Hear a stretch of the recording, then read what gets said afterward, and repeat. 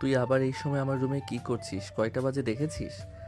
তুমি কি জানো না আমি তোমাকে রুমে কি করছি? এত না জানার ভান করো কেন সব সময়? ভালোই ভালোই বলছি, এখান থেকে চলে যা, না হলে কিন্তু খারাপ হবে। যাব না। আমি যাওয়ার জন্য কি এসেছি এত রাতে? আমি তো একটু মন ভরে তোমাকে দেখতে এসেছি। দিন দিন তুই কিন্তু বাড়াবাড়ি করছিস। এখানে বাড়াবাড়ির কি দেখলে? ভালোই তো বেসেছি। চুপ, আমি তোর ভাই হই। তুই এইসব কথা আমাকে কিভাবে বলতে পারিস? উফ, এ কথা শুনতে শুনতে আমার কান পেকে গিয়েছে। তুই যদি এখন এই রুম থেকে না বের হোস তাহলে কিন্তু আমি চাচির সাথে কথা বলতে বাধ্য হব। যা ভালো লাগে তাই বলতে পারো। ওসব এখন আমি ভয় পাই না। আয়ান বিরক্ত হয়ে হায়াতের হাত ধরে তাকে রুম থেকে টেনে বের করে দিল। তারপর মুখের ওপর দরজা লাগিয়ে দিল। হায়াতও দীর্ঘশ্বাস ছাড়ল। এটা তার সাথে, এগুলো প্রতিদিনের কাহিনী। কি আর করবি, ভালোবেসেছে যে, বেহাত হতেই হবে। তাই আয়নের পিছে এভাবে পড়ে আছে। হায়াত এখন আর মন খারাপ করে না। এখন এগুলো যেহেতু প্রতিদিনের কাহিনী, সে নিজের সর্বোচ্চ চেষ্টা করছে আয়নের মনে একটু জায়গা করতে, যে কোনোভাবেই। হায়াত মুখ গোমড়া করে নিজের মনে বুঝ দিয়ে রুমে ফিরে এলো। তাকে এরকম অবস্থা দেখে নিশি মানে আয়নের বোন বলল, ভাইয়া, তোকে আবার রুম থেকে তাড়িয়ে দিয়েছে তাই না?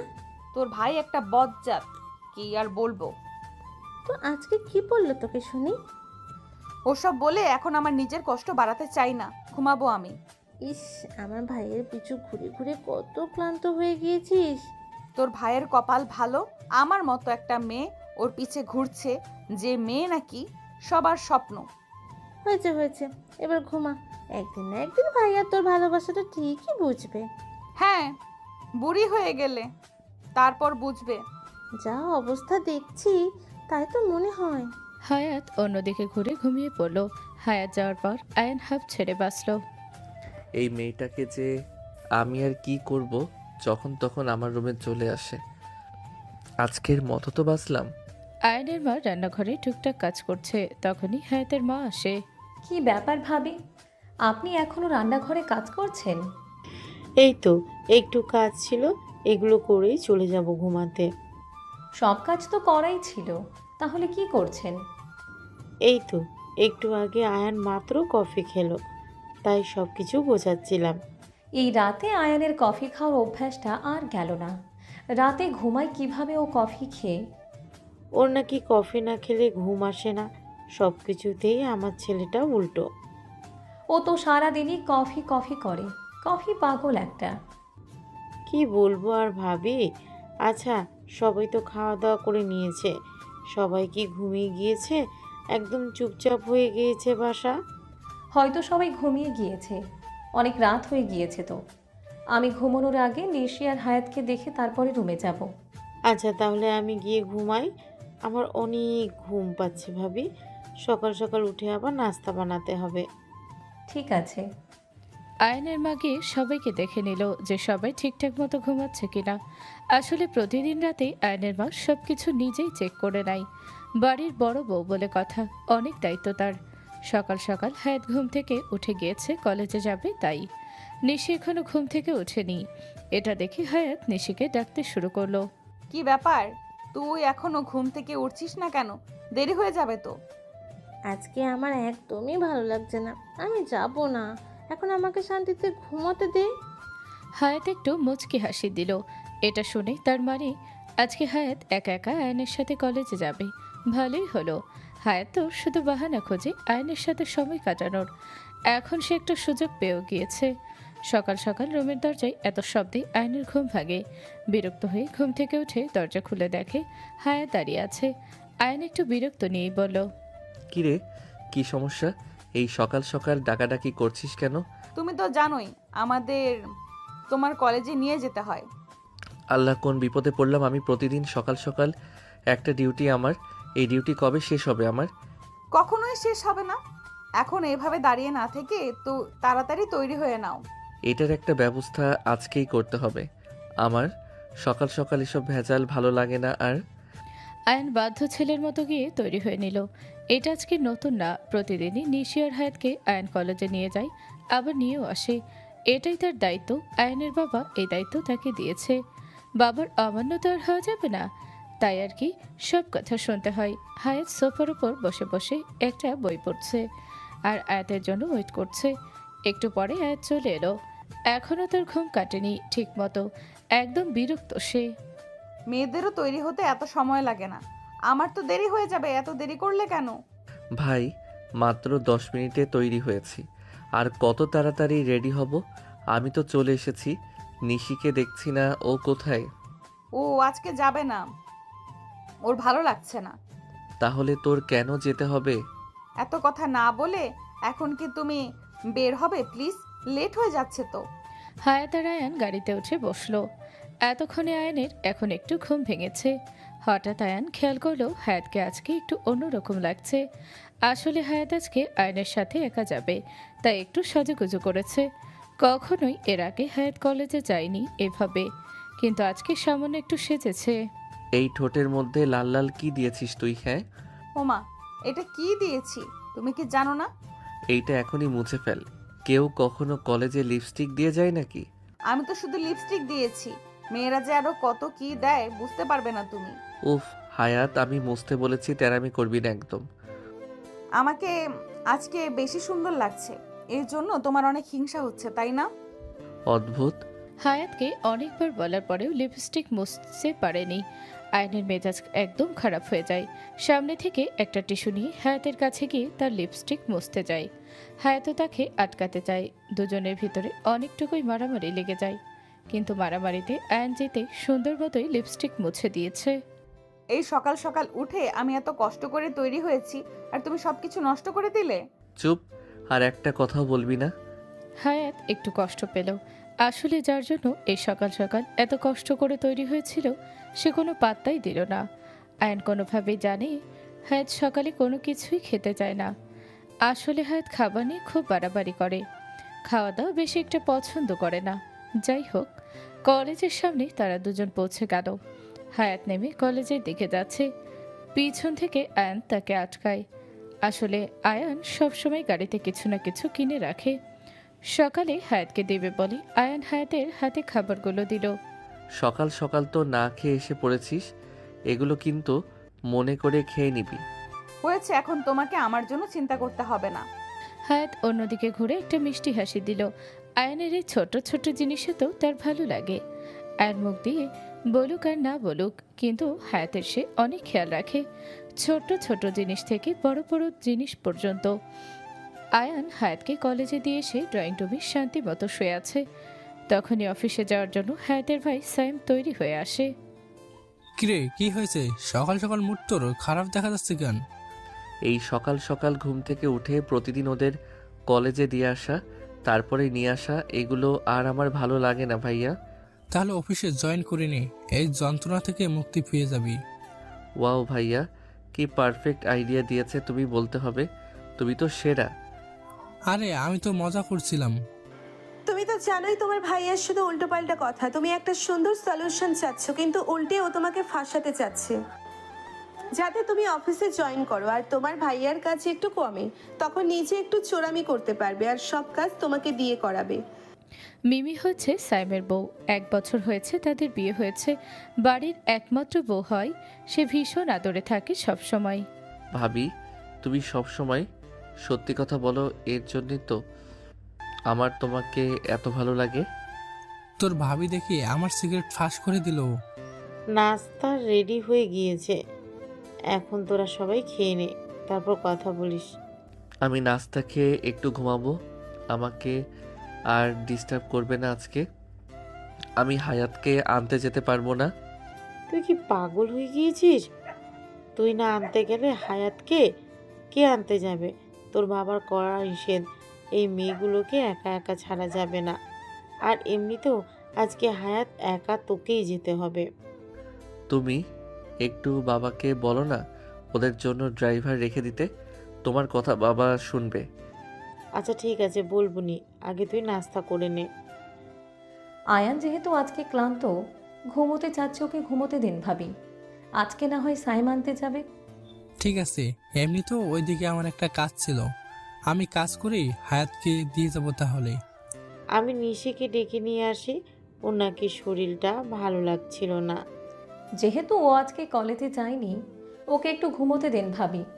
অযথা বিরক্ত করে লাভ নেই, একটু বিশ্রাম নিক। যাই হোক, সবাই নাস্তা করে নিল, যে যে যার মতো কাজ করতে শুরু করে দিল। আয়ান তো হাঁপ ছেড়ে বাঁচল। আজকে তার এই কাঠ ভাঙা রোদেই হায়াতকে আনতে যেতে হবে না, আর তার মা হয়তো খুব শীঘ্রই তার বাবাকে একটা ড্রাইভারের জন্য রাজি করিয়ে ফেলবে। আয়ানের মায়ের ভীষণ আদরের একমাত্র ছেলে আয়ান, তার কোনো কথাই তার মা ফেলতে পারে না। হায়াত কলেজের বাহিরে দাঁড়িয়ে আছে আয়ানের অপেক্ষায়। অনেকক্ষণ দাঁড়িয়ে থেকে দেখলো সামনের দিক থেকে সাইম আসছে। হায়াত একটু অবাক হলো, আগে কখনোই সাইম আসেনি, তাই হায়াত বেশি অবাক হয়। ভাইয়া তুমি এখানে? তোকে নেওয়ার জন্য এসেছি। আয়ান ভাইয়া আসে নাই কেন?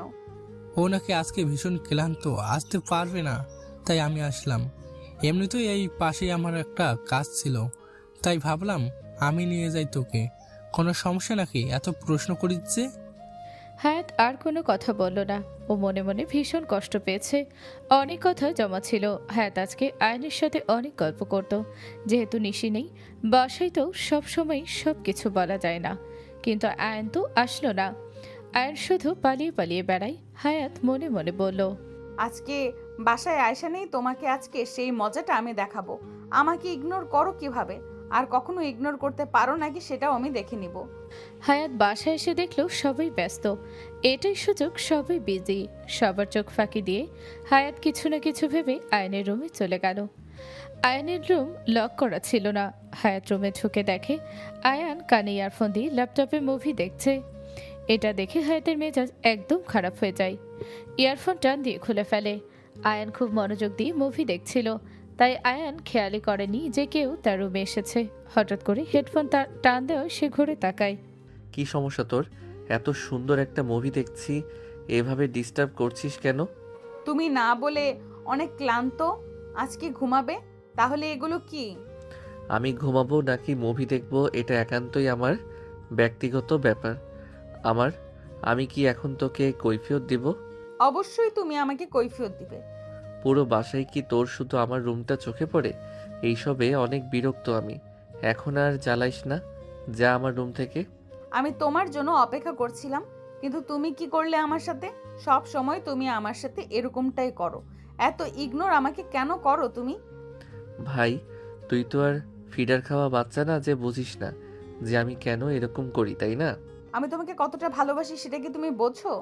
দেখ, তুই আমাকে আর একবারও এসব কথা বলবি না তো। আমার একদম অসহ্য লাগে, কান পেকে গিয়েছে এটা শুনতে শুনতে। হায়াত আয়নের দিকে তাকিয়ে আছে, তার চোখ দিয়ে অঝরে পানি পড়ছে। কিভাবে আয়ান তাকে এত অবহেলা করতে পারে? হায়াত শুধু আয়নের দিকেই তাকিয়ে আছে। যদি আয়নের মন একটু হলেও গলে তার কান্না দেখে। হায়াত তোর আজকে থেকে চেষ্টা করছে না? এত কিছু করেও কি তাহলে আয়নের একটু মনে জায়গা করতে পারলো না? যে হায়াতের কান্না দেখেও আয়নের একটু মায়া হচ্ছে না। যাই হোক, হায়াত কান্না করতে করতে বলল, আমি আর কি করলে আমার ভালোবাসাটা তুমি বুঝবে? আমি যা করতে বলবো করবি আমার জন্য।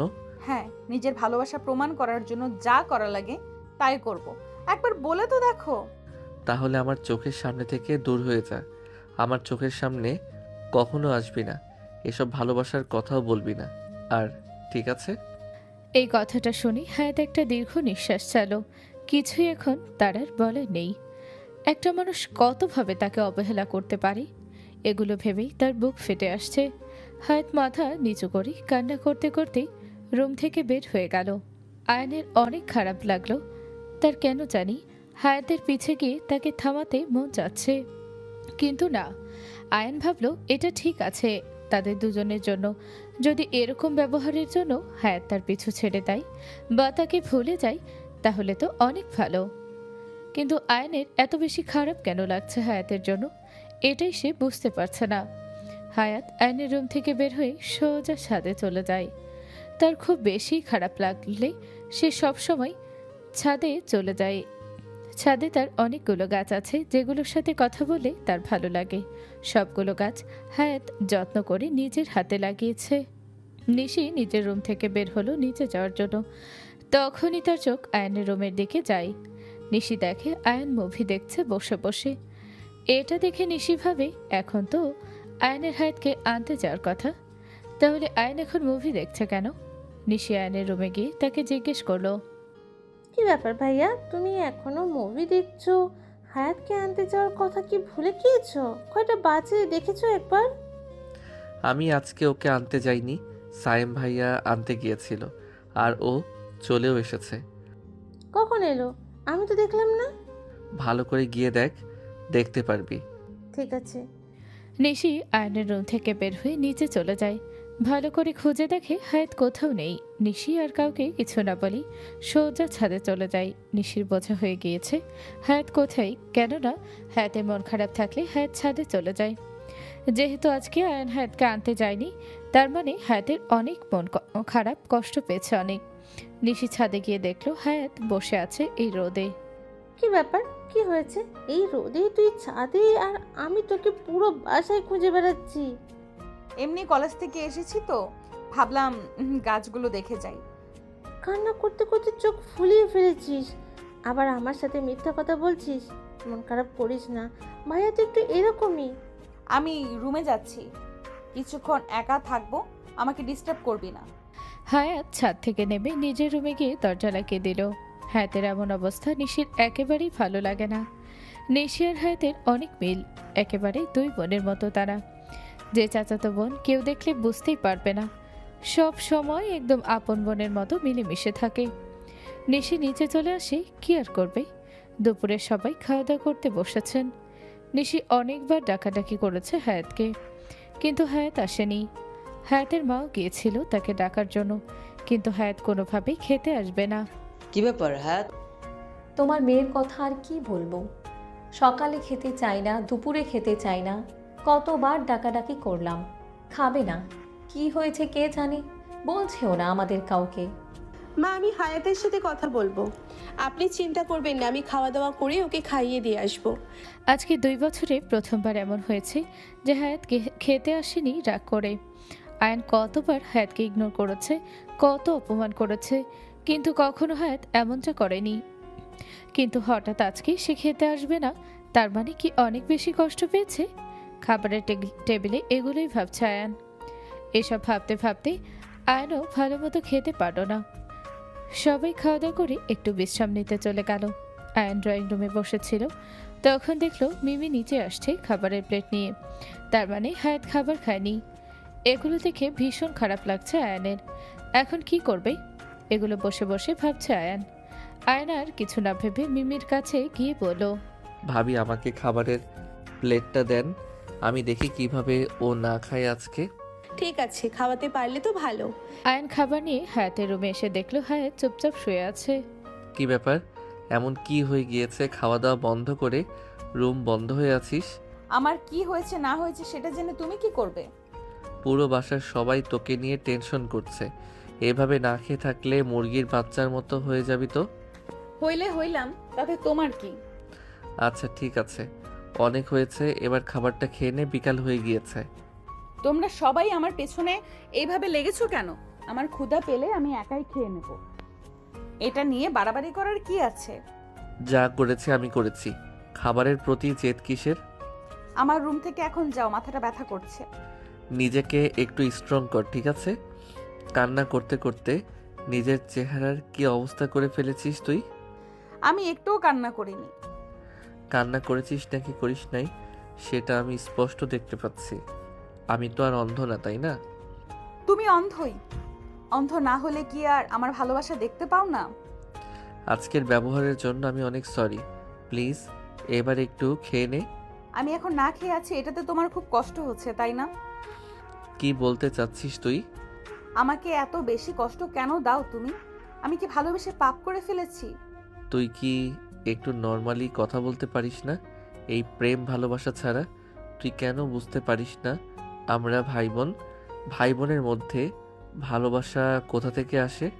প্লিজ তুমি আমার রুম থেকে চলে যাও, আমি আর তোমার সাথে কথা বাড়াতে চাই না।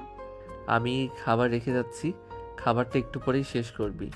আমি এসে জানি দেখি খাবার খেয়েছিস, না হলে কিন্তু দেখিস আমি আবার কি করি। আয়ন কড়া শাসন করে হায়াতকে বলে গিয়েছে খাবারটা শেষ করতে। হায়াত জানে হায়াত যদি খাবারটা না খায় তাহলে আয়ন রাতে খাওয়া দাওয়া করবে না। আয়নের প্রচুর জেদ। হায়াতের একটু ভালো লাগে আয়ন তার কথা ভাবে, তাই আয়ন যে তাকে কতগুলো কথা দিয়ে কষ্ট দিয়েছিল সেটা হায়াত এখন ভুলে গিয়েছে। একটু যত্ন পেলেই সব কিছু ভুলে যায় সব সময়ের মতো। হায়াত আবার আয়নের সাথে রাগ করে বেশিক্ষণ থাকতে পারে না।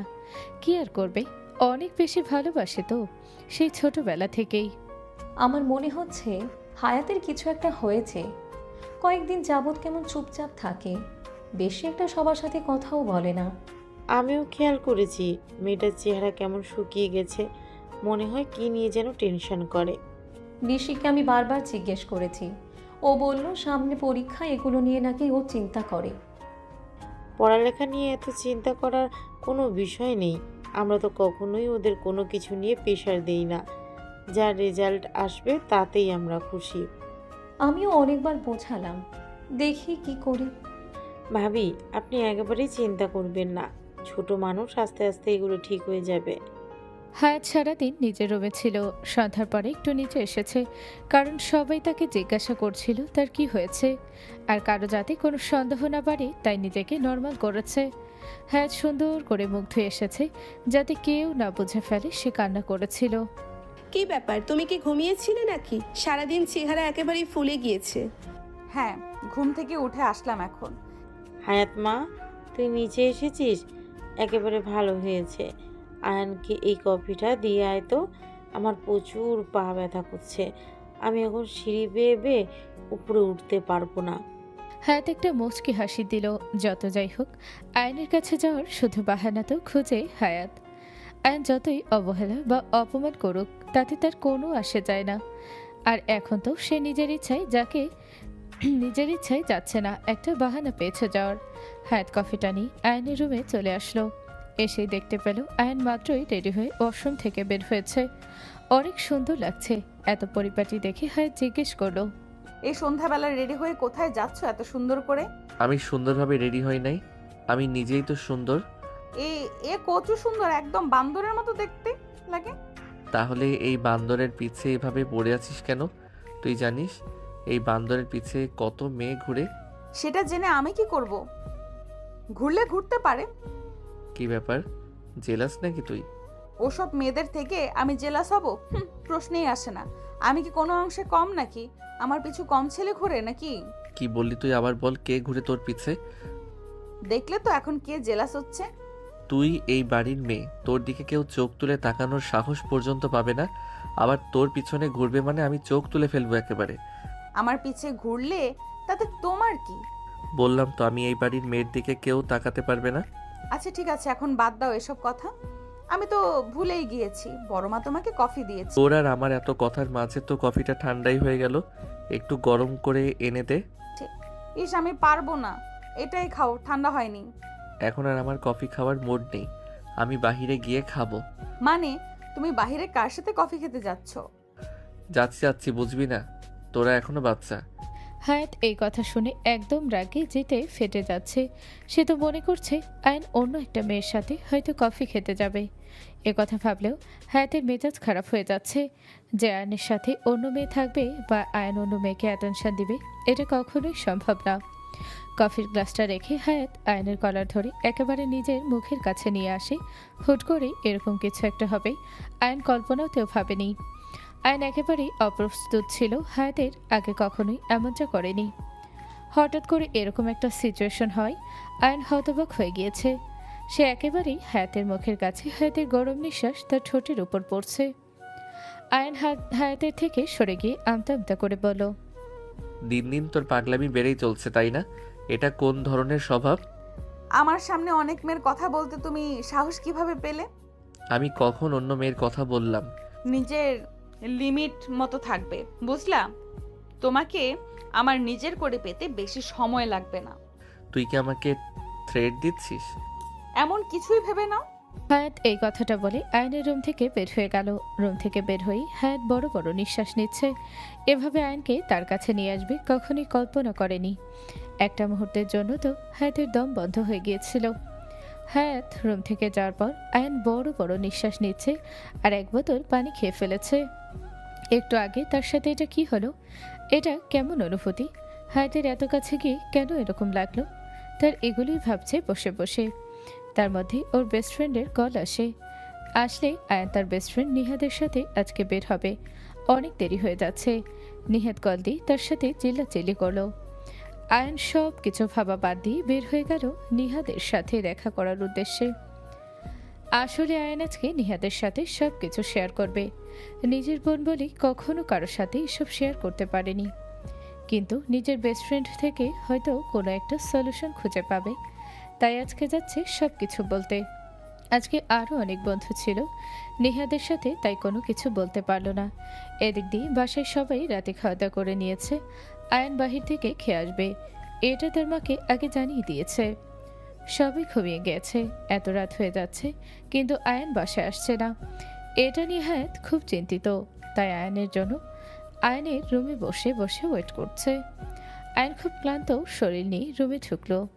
ঢুকে দেখে হায়াত বসে আছে। এক কাজ কর, তোর জিনিসপত্র নিয়ে আমার রুমে শিফট হয়ে যা। এই রুম আমি ছেড়ে দেই, যেহেতু তোর এতই পছন্দ এই রুম। এই রুম আমার পছন্দের, কারণ এখানে তুমি থাকো। দেখ, আমার শরীরে আর এক ফোঁটা এনার্জি নেই তোর সাথে তর্ক করার। এখন নিজের রুমে যা, আমি রেস্ট নেব। কোথায় ছিলে তুমি এতক্ষণ? কয়টা বাজছে তুমি দেখেছো একবার? এখন কি আমি তোকে কৈফিয়ত দেব? তুই কে যে তোকে আমার কৈফিয়ত দিতে হবে? হ্যাঁ, আবারও আমাকে কষ্ট দিয়ে কথা বলো। তোমার তো কাজে আমাকে কষ্ট দিয়ে কথা বলা। হায়াত, তোর কি কোনো আত্মসম্মান নেই? এত বেশি অবহেলা অপমান করি, তারপরও তুই এরকম করিস। অন্য মেয়ে হলে নিজের চেহারাও কখনো দেখাতো না। ভালোবাসলে নির্লজ্জের মতো ভালোবাসতে হয়, ভালোবাসায় বেহায়া হতে হয়। এইসব ফিল্মি কথাবার্তা তোকে কে শিখিয়েছে? আমাকে তোমার এতই বিরক্ত লাগে যখনই তোমার সামনে আসি, শুধু দূরে সরিয়ে দাও। আমি তোকে বলেছি এর আগেও, ভাই হিসেবে যথেষ্ট আদর করি। তুই যদি আমার বোন হিসেবে আমার কাছে আসতি, আমি কখনো তোকে এভাবে ফিরিয়ে দিতাম না। কিন্তু তুই বাড়াবাড়ি করছিস। ঠিক আছে, সরি। তোমাকে বারবার আমি শুধু বিরক্ত করি। হায়াত এই কথা বলে মাথা নিচু করে রুম থেকে বের হয়ে গেল। আয়নের কেন জানি খারাপ লাগলো। যতবারই সে নিজের থেকে হায়াতকে দূরে সরায়, ততবারই তার আরও বেশি খারাপ লাগে। তবুও কিছু করতে পারে না। হায়াত চুপচাপ এসে শুয়ে পড়ল। কি ব্যাপার, তুই বুঝি এতক্ষণ ভাইয়ার জন্য ওয়েট করছিলি? ভাইয়া বাসায় এসেছে। হায়াত কোনো কথার উত্তর দিল না, চুপচাপ শুয়ে রইল। নিশি বুঝে গেল তার ভাই আবার কিছু একটা করেছে। নিশার আর এসব সহ্য হচ্ছে না। নিশি ছুটে গেল নিজের ভাইয়ের কাছে। একটা মানুষকে এত বেশি ইগনোর তুমি কিভাবে করতে পারো? যখন থেকে হায়াতের বোঝার বয়স হয়েছে তখন থেকেই ও তোমাকে পছন্দ করে, আর 2 বছর যাবৎ তোমার পিছে পিছে ঘুরে বেড়াচ্ছে। তবু কি ওর জন্য তোমার মন একটু নরম হয় না ভাইয়া? আমি না তোদের প্যারায় বাড়িঘর ছাড়তে বাধ্য হব। তুইও এখন ওর মতোই প্যাচাল করা শুরু করে দিয়েছিস। ভাইয়া, এগুলো কোনো প্যারা না।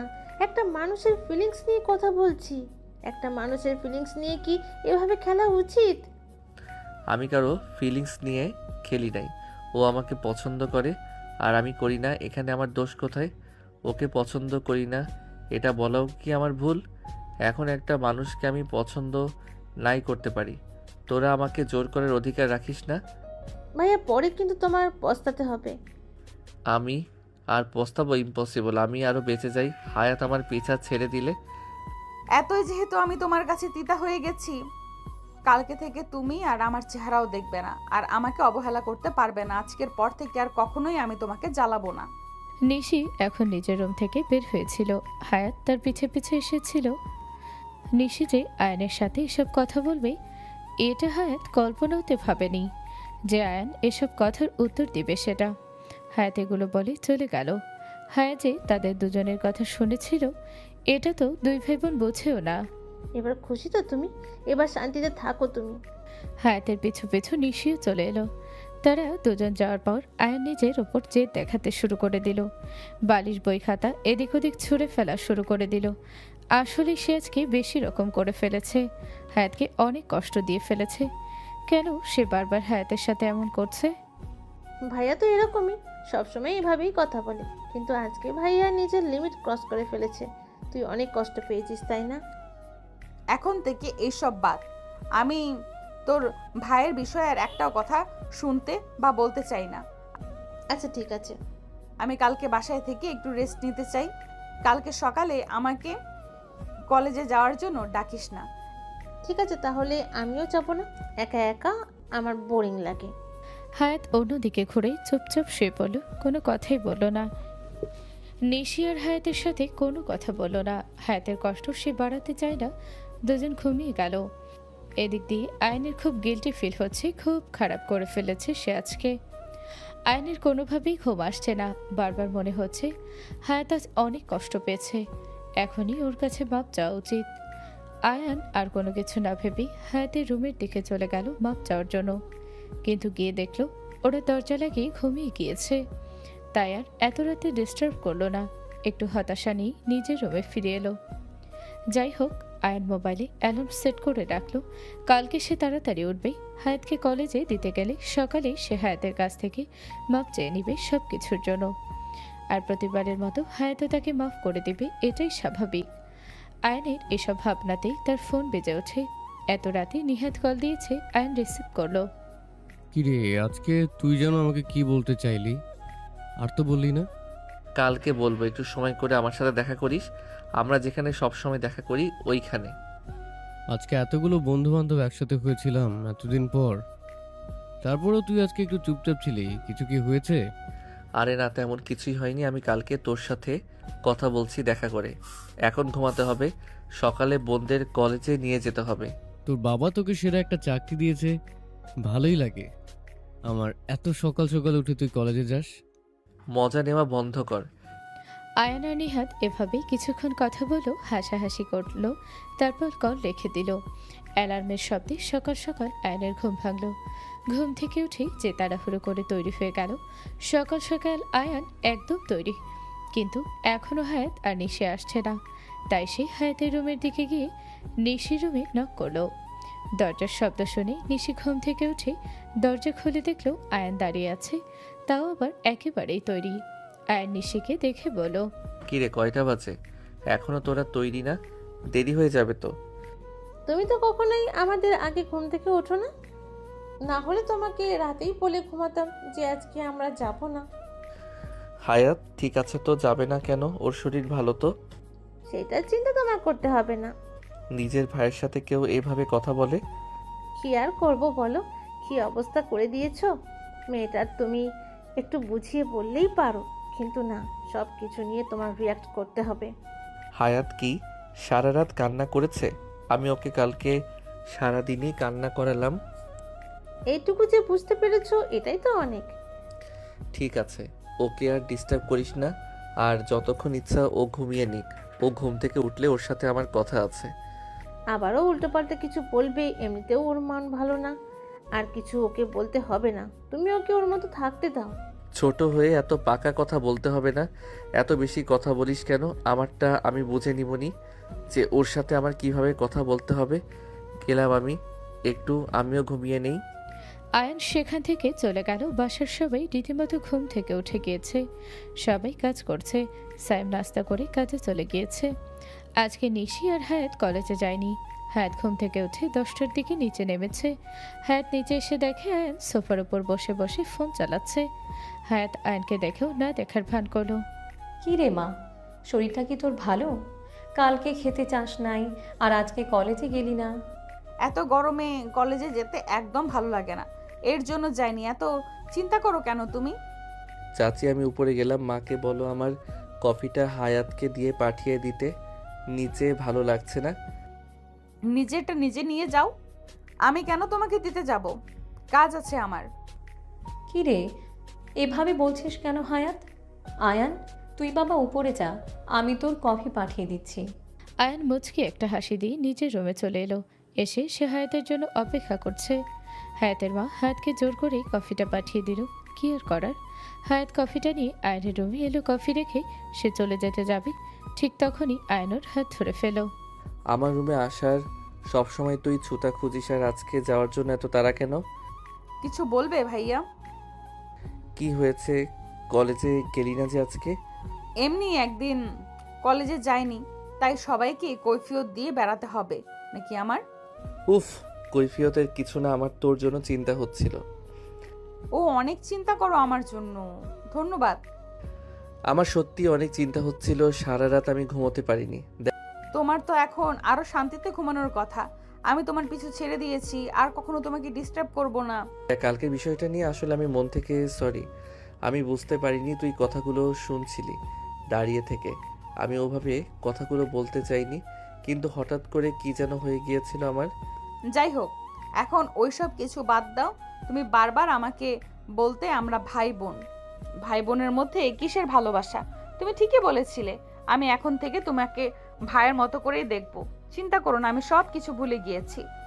হায়াতের মুখ থেকে এসব কথা শুনে আয়নের কেন জানি অনেক বেশি খারাপ লাগলো। যদিও আয়ন এতদিন এটাই চেয়েছিল, কিন্তু যখন সত্যি সত্যি হায়াত তার দিক থেকে মুখ ফিরিয়ে নিল, তখন আয়নের বুকটা একদমই ফেটে যাচ্ছে খুব কষ্টে। এই কথাগুলো বলার সময় হায়াতেরও অনেক কষ্ট হচ্ছিল, কিন্তু কিছু করার নেই, সব কিছু মেনে নিতে হবে, এটাই কপালে ছিল, এটা ভাবে। কালকে আমার কথাতে বেশি কষ্ট পেয়েছে, এর জন্য এসব কথা বলেছে। বেশিক্ষণ আমাকে ছাড়া থাকতে পারবে নাকি রাতেই চলে আসবে আমি জানি। কয়েকটা দিনে হায়াত এভাবে শুকিয়ে গেল কেন বুঝতে পারছি না। ওকে নিয়ে ভীষণ চিন্তা হয় আমার। কেমন জানি হয়ে যাচ্ছে মেয়েটা আমার দিন দিন। মিমি, তুমি একটু হায়াতের সাথে কথা বলে দেখো তো কি হয়েছে। আসলে নিশিকে বারবার জিজ্ঞেস করছে, ও বলছে না তেমন কিছুই। আমিও হায়াতের আচরণগুলো খেয়াল করছি। ও আগে তো এরকম ছিল না। চঞ্চল একটা মেয়ে হঠাৎ করে এরকম হয়ে যাচ্ছে কেন দিন দিন? আজকে আমি ওর সাথে কথা বলবো। ঠিক আছে বৌমা, তুমি একটু কথা বলে দেখো তো। ওর চিন্তায় চিন্তায় না হলে আমি একেবারেই শেষ হয়ে যাব। আরে মা, আপনি অযথাই এসব নিয়ে চিন্তা করছেন। এমনও তো হতে পারে ও কলেজের কিছু বিষয় নিয়ে চিন্তিত। এই বয়সে এগুলো হয়, এগুলো কোনো ব্যাপার না। আজকালকার জামানাও তো ভালো না, আবার কোনো প্রেমে টেমে পড়লো না তো? আরে ভাবে, আপনিও কি বলেন? হায়াত কি এরকম মেয়ে নাকি? ও কখনো এটা করবে না। ও ভালো করেই জানে ওর বাবা জানলে কি হবে। উফ, মাথায় আসছে না। আমার মেয়েটাকে নিয়ে আমি কি করব? নিশি তো ওর বয়সের, নিশি একদম ঠিকঠাক আছে, হঠাৎ করে ও এরকম হয়ে গেল কেন? মা, আপনি চিন্তা করা বাদ দিবেন, না হলে আপনি অসুস্থ হয়ে যাবেন তো। আমি ওর সাথে কথা বলবো, তারপর আমি সব কিছু আপনাকে জানাবো। আয়ন আর বাসা থেকে বের হয়নি। সে ভেবেছিল হায়াত হয়তো তার রুমে আবার আসবে, কিন্তু হায়াত আসেনি। আয়ন অনেকবার হায়াতের রুমের সামনে দিয়ে হাঁটাহাঁটি করেছে, কিন্তু হায়াত নিজের রুম থেকে বের হয়নি একবারও। আয়ন নিজের রুমেই চলে গেল। কি আর করার, কারণ তার জন্য অনেক ওয়েট করেছে। লাঞ্চের সময় হয়ে গিয়েছে, হায়াত নিচে আসতে চায়নি খাওয়ার জন্য। ও বলেছিল রুমে খাবার পাঠিয়ে দিতে, কিন্তু মিমি ওকে জোর করে নিয়ে এসেছে খাবারের টেবিলে। হায়াতের এরকম আচরণ সবার একটু সন্দেহ লাগছে, সবাই একটু চিন্তিত। নিশি এটা বুঝতে পেরেছে। যাই হোক, সবাই একসাথে খেতে বসেছে। আয়ন একটু পরপর হায়াতের দিকে তাকাচ্ছে। কালকের আগেও হায়াত খাবারের টেবিলে শুধু আয়নের দিকে তাকিয়ে থাকতো। এগুলো সব কিছুই আয়নের জানা, কিন্তু আজকে হায়াত একবারের জন্য আয়নের দিকে তাকায়নি। এগুলো আয়নের ভিতরে ভিতরে খুব কষ্ট দিচ্ছে। হায়াত, আমি তোকে কি বলেছিলাম মা ঠিক মতো খাওয়া দাওয়া করতে? দিন দিন এত শুকিয়ে যাচ্ছিস কেন? তোমাদের কাছেই এমন লাগছে, আমার কাছে তো এমন লাগছে না যে আমি শুকিয়ে যাচ্ছি। এখন থেকে ঠিকঠাক মতো খাবে। আমি জানি কখনো না শুনেই তুমি না খেয়েছিলে। কবে শিখবে নিজের যত্ন নেওয়া? এত বড় হয়ে গিয়েছে ও, তারপরেও নিজের যত্ন নিতে পারে না। তোমার মা তোমার চিন্তায় চিন্তায় কি হয়ে যাচ্ছে সেটা কি তুমি দেখতে পাচ্ছ না? কিরে, মেয়েটা খাবারের টেবিলে বসেছে, তুই এমন একটা সময় ওর সাথে এরকম করছিস কেন? শান্তি মতো আমার মেয়েটাকে খেতে দে। বড় আব্বু, এই বাসায় শুধু তুমিই আমাকে বোঝো, আর সবাই শুধু আমার সাথে কিরকম করে দেখেছো। মাঝে মাঝে আমার তো মনে হয় বাবা তুমি আমার থেকে বেশি হায়াতকে আদর করো। তোরা দুজনেই আমার কাছে সমান, আমার চোখে কোনো ভেদাভেদ নেই। বাবা, তোমার কাছে আমার একটা রিকোয়েস্ট ছিল। এখানে রিকোয়েস্টের কি আছে? তুই আমার কাছে আবদার করমা। তোর আবদার করতে দেরি, আমার হাজির করতে দেরি হবে না। আমি চাই তুমি দ্রুতই আমাকে একটা ড্রাইভারের ব্যবস্থা করে দাও। এই কথাটা শুনে সবাই অবাক হয়ে গেল। হায়াত এরকম একটা কথা বলবে, এটা কেউ আশা করেনি, বিশেষ করে আয়ান। সব থেকে বেশি অবাক হয়েছে তার তো গলা দিয়ে খাবারই নামে না। কোনো রকম একটু পানি খেয়ে হায়াতের দিকে সে তাকিয়ে আছে। হায়াত হঠাৎ করে ড্রাইভারের কথা কেন তুললো? হঠাৎ ড্রাইভারের কথা কেন আসলো? তোকে আর নিশিকে তো আয়ান দিয়ে আসে আর নিয়ে আসে, এইটাতে প্রবলেম কোথায়? কোনো সমস্যা নেই, তবে আমি ড্রাইভারের সাথে যেতে চাই। প্লিজ বাবা, আর একটাও কথা বলো না। এটা কি আয়ান তোকে শিখিয়ে দিয়েছে? ওর তো সকাল সকাল তোদের নিয়ে যেতে খুব প্রবলেম হয়। সত্যি করে বল, আয়ান কিছু বলেছে তাই না? আরে তেমন কিছুই না, আয়ান ভাইয়া কেন বলবে? আমি নিজে থেকেই বলছি আমার একটা ড্রাইভার লাগবে। যদি আমাকে ড্রাইভার না দাও তাহলে আমি কলেজে যাওয়া বন্ধ করে দিব। এটাই আমার সিদ্ধান্ত।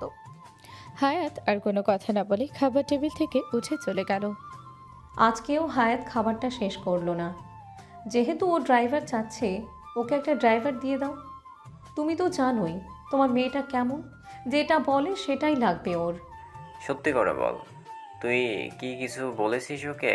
এতদিন তো ড্রাইভার চাইনি, তাহলে হঠাৎ করে ওর ড্রাইভার লাগবে কেন? অবশ্যই তুই কিছু বলেছিস ওকে। আমি কোনো কিছু বলতে যাব আব্বু? ও তো নিজেই বললো, ওকে কিছু বলিনি আমি। বাবা, ভাইয়া কিছু বলেনি। আসলে আমি আর হায়াত দুজনেই চাইছিলাম একটা ড্রাইভার। প্রতিদিন ভাইয়াকে এভাবে চালাতেই আমাদের দুজনের একদম ভালো লাগে না। এখানে জ্বালানোর কি আছে? এটা ওর দায়িত্ব। এমনিতেও অফিসের দায়িত্ব এখন পর্যন্ত আয়ান নেয়নি। সারাদিন বাসায় শুয়ে বসে থাকে, শুধু তোদের দুজনকে কলেজে দিয়ে আসবে আর নিয়ে আসবে। এটা থেকে ওর অনেক প্রবলেম হয়ে যায়। খাবারের টেবিলে এত কথা না বলে সবাই এখন চুপচাপ খাওয়া দাওয়া করে নাও, পরেরটা পরে দেখা যাবে। আমি কথা বলে দেখছি হায়াত ওর সাথে আসলে সমস্যাটা কোথায়। কথা বলার কোনো দরকার নেই ভাবি, আমি কালকে একটা ড্রাইভারের ব্যবস্থা করে দিচ্ছি, যেহেতু আমার মেয়ে একটা আবদার করেছে। সবাই দুপুরে খাওয়া দাওয়া করে যে যার মতো রুমে চলে গেল। আয়ানের প্রচুর মেজাজ খারাপ হচ্ছে। হায়াত এরকম করছে কেন? তারপর আয়ান হায়াতের রুমে গিয়ে দেখলো হায়াত বসে আছে। কিরে, কি সমস্যা তোর? হঠাৎ করে তো ড্রাইভার লাগবে কেন? আমি তো প্রতিদিন দিয়ে আসি, এটা থেকে তোর প্রবলেম হয়ে যাচ্ছে খুব। প্রতিদিন তোমারই তো বেশি বিরক্ত লাগে আমাদের দিয়ে আসতে। এটা তো তোমার জন্যই ভালো হয়েছে যে এখন থেকে আর তোমাকে যেতে হবে না ঘুম থেকে উঠে সকাল সকাল। হায়াত, তুই কিন্তু বাড়াবাড়ি করছিস। কিছু বলছি না, এর জন্য কি এরকম করবি? আমি বাড়াবাড়ি কি করলাম? ড্রাইভার চাও কি আমার পাপ হয়ে গিয়েছে নাকি? আয়ানের রাগে একেবারে চোখ মুখ লাল হয়ে যাচ্ছে। হায়াত এখন বাড়াবাড়ি করছে। একদম হায়াতের কাছে গিয়ে তার দুই হাত ধরে একদম নিজের কাছে নিয়ে নিল আয়ান। তুই কি দেখতে পারছিস না আমার কি পরিমাণে কষ্ট হচ্ছে তোর এরকম আচরণে? ছাড়ো আমাকে, কেউ দেখে ফেলবে। আর আমি তোমার বোন, বোনকে কি কেউ এভাবে ধরে নাকি? আমি যখন তোকে বলতাম বারবার যে আমি তোর ভাই হই, তখন কি তুই আমার থেকে দূরে সরে থাকতি নাকি? এখন তাহলে আমি কেন তোকে ছাড়বো? হায়াত আয়ান থেকে নিজেকে ছুটিয়ে নিল। তারপর বলল, তুমি চেয়েছিলে যাতে আমি তোমার থেকে দূরে দূরে থাকি, সেটাই করছি। আর আমাকে এখন শান্তিতে থাকতে দাও। ঠিক আছে, আমিও দেখে নিব আমাকে ছাড়া তুই কিভাবে থাকিস। আয়ান রাগে বের হয়ে গেল। তোমাকে আমি বলেছিলাম তোমার ছেলেকে একটু শাসন করতে, হয়তো ওর কোনো আচরণে হায়াত কষ্ট পেয়েছে, না হলে এইভাবে একটা ড্রাইভারের কথা তো আসার কথা না। আয়ান আমাকে অনেকবার বলেছিল ওর সকাল সকাল যেতে একদম ভালো লাগে না, আমি যাতে তোমার সাথে কথা বলি। তারপরেও আমি তোমাকে কখনো কিছু বলিনি। কিন্তু এখন যেহেতু হায়াত যাচ্ছে ড্রাইভার সাথে যেতে, সেটা ওকে যেতে দাও। আয়ানকে এবার অফিসের কাজ বুঝিয়ে দাও। সায়েমকে বলো আয়ানকে কাজ বুঝিয়ে দিতে। আর কতদিন এভাবে বেকার ঘুরে ঘুরে বেড়াবে? সায়েম আর আমরা দুজন তো কাজ সামলিয়েই নিয়েছি, এখন আয়ানের কোনো প্রয়োজন নেই কোম্পানিতে। তাই আমি চাচ্ছিলাম যে ওর জীবনে একটু মজা করে নিক এই বয়সটাতে। সায়েমও এটাই চাচ্ছে। আমরা কেউ চাই না যে এত ছোট বয়সে আয়ান অফিসে জয়েন করুক। আয়ান কি আর ছোট? আয়ানের বয়স 26 বছর হয়ে গিয়েছে। আচ্ছা, দেখি কি করি। দেখতে দেখতে বেশ কয়েকদিন কেটে গেল। হায়াতের বাবা হায়াতের জন্য ড্রাইভার রেখে দিয়েছে। এখন আয়ানের আর হায়াতকে হায়াতের ধরতে গেলে দেখাই হয় না। হায়াত বেশিরভাগ সময় নিজের রুমেই থাকে, খেতেও নিচে আসে না, তাই এর সাথে তার অনেক কম দেখা হয়। এক পলক আয়ান হায়াতকে দেখার জন্য অনেক ছটফট করে, কিন্তু কিছুই করার নেই। হায়াতকে দেখার কোনো উপায় নেই। সারাদিন দরজা লাগিয়ে বসে থাকে রুমের ভেতরে। এতদিনে আয়নের বোঝা হয়ে গিয়েছে সে আয়াতকে আসলে কতটা ভালোবাসে। যখন আয়াত তাকে এত বেশি পাত্তা দিয়েছিল, ভালোবেসেছিল, তখন সে হায়াতের ভালোবাসাটা বুঝে উঠতে পারেনি, বা হায়াতকে সে নিজেও ভালোবেসে ফেলেছে এটাও বুঝতে পারেনি। এখন হায়াত তার থেকে দূরে, তাই সে ভালোবাসা হারে হারে টের পাচ্ছে। বাসায় সবাই তোকে নিয়ে খুব চিন্তিত। বেশি একটা কথা বলিস না, সারাদিন রুমবন্দি থাকিস, এভাবে হলে কি চলবে বল? সবাই সন্দেহ করছে তোকে নিয়ে। আগে কত চঞ্চল ছিলি, তোকে এভাবে চুপচাপ দেখতে আমারও ভালো লাগে না। আগের মতো কি হওয়া যায় না? কিছুদিন সময় দে, দেখবি আমি আগের মতো হয়ে গিয়েছি। হায়াত যখন থেকে বুঝতে শুরু করেছে ঠিক তখন থেকেই সে আয়নের প্রেমে হাবুডুবু খাচ্ছে, কিন্তু কখনো বলা হয়নি। কিন্তু এসএসসি দেওয়ার পর থেকেই সে আয়নের পিছে পড়েছিল। 2 বছর আয়নকে বোঝানোর চেষ্টা করেছে, কিন্তু আয়ন তাকে পাত্তা দেয়নি। ভেবেছে ছোট মানুষ, হয়তো এগুলো আবেগ। কিন্তু দিন দিন হায়াতের পাগলামি বেড়েই চলেছিল। তারপর তো হলেই তাদের মধ্যে একটা ঝামেলা। নিহাদের সাথে সব কিছু শেয়ার করলো আয়ন। সব কিছু শুনে নিহাদ অবাক হয়ে গেল। এতদিন যাবৎ মেয়েটা তোর পিছে পিছে ঘুরে বেড়াচ্ছে, আর তুই আজকে আমাকে জানাচ্ছিস সব? আরে আমি ভেবেছিলাম ছোট মানুষ আবেগের বশে এসব করছে, কিন্তু একদিন যে আমিও ওর প্রেমে পড়ে যাব এটা তো ভাবিনি। তুই ওকে আগে থেকেই ভালোবাসতি। ও যেহেতু তোর চাচাতো বোন, এর জন্য আমি তোকে কখনো বলতে পারিনি। আমি যতবারই তোদের একসাথে দেখেছি আমার ততবারই মনে হয়েছে তুই ওকে শুধু বোন না, এর বেশি কিছু মনে করিস। তাহলে কি আমি নিজের অনুভূতি নিজেই বুঝতে পারিনি এতদিন? হ্যাঁ, যেহেতু ওই মেয়ে তোকে এতদিন গুরুত্ব দিয়েছে, তোর পিছে পিছে ঘুরে ঘুরে বেরিয়েছে, এজন্য তুই কখনো বুঝতে পারিসনি ওর মর্মটা। এখন যেহেতু ও তোকে ইগনোর করছে, তোকে দিয়ে অনেক কষ্ট পেয়েছে, এখন তুই হাড়ে হাড়ে টের পাচ্ছিস। ও এখন ড্রাইভারের সাথে কলেজে যাওয়া আসা করে, আমার সাথে ওর দেখাই হয় না। কত দিন হয়ে গিয়েছো আমি দেখি না ওকে। এত বেশি অবহেলা করার আগে তোর ভাবা উচিত ছিল কিভাবে পারলি একটা মেয়েকে এত বেশি অবহেলা করতে। তুই একটাবার ওকে সময় দিয়ে দেখছি, ওকে বোঝার চেষ্টা করতি। ও আমার পেছনে এমনভাবে পড়েছিল আমি একটু ভয় পেয়ে গিয়েছিলাম। বাসার কেউ যদি আবার উল্টাপাল্টা ভেবে নিত তাহলে বিষয়টা কেমন দেখা যেত। এখন কি করবি, কিছু কি ভেবেছিস? কি করব সেটাই তো ভেবে পাচ্ছি না। এর জন্যই তো তোর সাথে শেয়ার করলাম, একটা সলিউশন দে না। তুই তাহলে ওকে কোথাও ঘুরতে নিয়ে যা, তারপর নিজের মনের কথাটা ওকে জানিয়ে দে। আর অবশ্য আগে তুই তোর সব কিছুর জন্য মাপ চেয়ে নিবি। ও কি আমাকে মাফ করতে পারবে? একবার মাফ চেয়েছিলাম। তুই নিজেই তো বললি ও তোর সাথে বেশি দিন রাগ করে থাকতে পারে না। আর ও যেহেতু তোকে এত বেশি ভালোবাসে, তাহলে তুই ওকে ভালোবাসিস সেটা শুনলে আর রাগ করে থাকতে পারবে না। বলত। আচ্ছা, ও যদি আমার সাথে যেতে না চায়, এখন তো প্রচুর রাগ করে আছে, কি করব? তাহলে সবাইকে ঘুরতে নিয়ে যাবি। সবাই গেলে সবার সাথে ও যাবে, তখন না করতে পারবে না। সবার সাথে বাসা থেকে বের হবে, তারপর ওইখানে গিয়ে হাতকে কোনো একটা জায়গায় নিয়ে ভালো মতো নিজের মনের কথাটা জানিয়ে দেবে। তাহলে এটা আমি আজকেই করব। এখন আমি তাড়াতাড়ি বাসায় যাই। ঠিক আছে, বেস্ট অফ লাক বন্ধু। আয়ন তাড়াহুড়ো করে বাসায় চলে এলো। কয়েকদিন হয়ে গিয়েছে হায়াতকে ও দেখে না। তার চোখ দুটো হায়াতকে দেখার জন্য ছটফট করছে। আয়ন বাসায় এসে দেখে মিমি আর নিশি ড্রয়িং রুমে বসে আছে। তাদের সামনে গিয়ে বলো, অনেক দিন হয়ে গিয়েছে আমরা কোথাও ঘুরতে যাই না, তাই না ভাবি? ঠিক বলেছো। তোমার ভাইয়াও এখন আমাকে কোথাও নিয়ে যায় না। অনেক দিন হয়ে গেছে আমরা সবাই মিলে কোথাও খাওয়া দাওয়া করতে না ঘুরতে বের হই না। তাহলে চলো আজকে আমরা সবাই ঘুরতে যাই, কি বলো? আইডিয়াটাও অনেক ভালো। তোমার ভাইয়াও আজকে বাসায় আছে, সবাই মিলে ভালো মতো ঘুরতে পারবো, অনেক মজা হবে। নিশি এসব কথা শুনে আয়নের দিকে একটু সন্দেহের নজরে তাকাচ্ছে। হঠাৎ করে আয়নের আবার কি হলো? ঘুরতে যাওয়ার কথা কেন বলছে, তাও আবার সবাই মিলে? তাহলে আমি গিয়ে তোমার ভাইয়াকে বলি রেডি হতে, আমিও রেডি হয়ে নিই। নিশি তুই গিয়ে হায়াতকে বল তাড়াতাড়ি রেডি হয়ে নিতে, ঠিক আছে?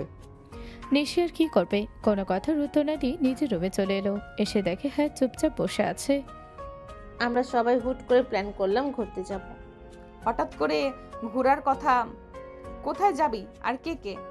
এই তো আমরা সবাই ভাবি তোকে রেডি হয়ে নিতে বলেছে তাড়াতাড়ি। নিশি হায়াতকে বলল না যে আয়ন আসলে এসবের প্ল্যান করেছে। নিশি ভালোভাবে জানে যদি এখন হায়াত এটা জানতে পারে আয়ন সব কিছু প্ল্যান করেছে বা আয়নও তাদের সাথে যাবে, তাহলে হায়াত না করে দিবে। নিশি চায় হায়াত তাদের সাথে ঘুরতে যাক, তাহলে হয়তো হায়াতের মনটা একটু হলেও ভালো হবে। আর নিশি বুঝতে পারছে আয়াতও হয়তো হায়াতের মন ভালো করার জন্যই ঘুরতে যাওয়ার কথাটা তুলেছে। নিশি আর হায়াত তৈরি হয়ে নিচে চলে এলো। মিমি আর সাইমও তৈরি। বাবা তো আমাকে অফিসের কাজ এত এত দিয়েছে যে আমার রেস্ট নেওয়ার কোনো সময় নেই। একটা দিন একটু সময় পাই না। তোমরা সবাই ঘুরতে যাবে, আমাকে একদম রেস্ট করতে দাও না তোমরা। একটা দিন একটু ঘুরতে গেলে কি এমন হয়ে যায়? তাদের এসব কথার মধ্যে আয়ন চলে আসে। কতদিন পর হায়াতকে দেখে আয়নের চোখ দুটো একদম জড়িয়ে যায়।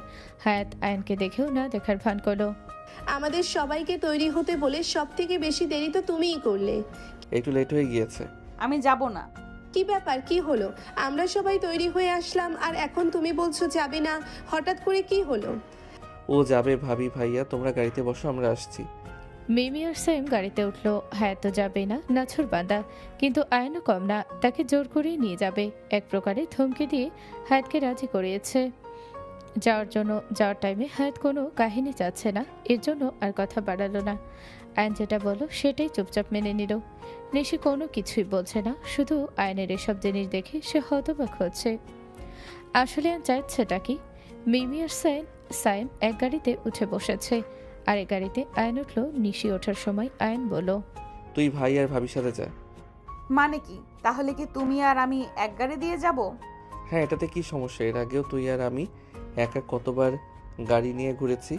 আমি তোমার সাথে যাব না। তাহলে আমি ভাইয়ার বাড়িতে উঠে যাচ্ছি, তুমি নিশিকে নিয়ে যাও। যাওয়ার টাইমে তোরা কি শুরু করে দিলি? কতদিন পরে আমরা সবাই মিলে বের হচ্ছি আর এখন তোরা এরকম করছিস?